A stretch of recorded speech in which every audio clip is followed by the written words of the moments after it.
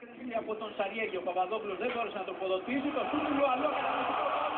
1-0 για τον Ολυμπιακό με τον Τρεζόρ Λομάνα Λουαλούα.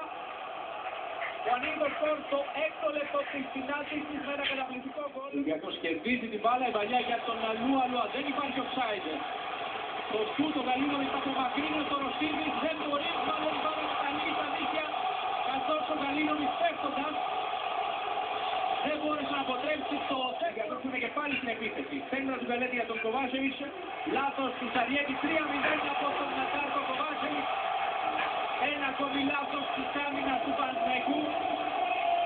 Που χαρίζει ουσιαστικά το γκολ στους γηπεδούχους του Αλουά στην κόντρα Ολυμπιακός και τον Πάντο. Ποιος θα μπει στη μεγάλη περιοχή. Η σέντρα για τον Νούνιες, το σούτ καταπληκτικό γκολ. 4-0.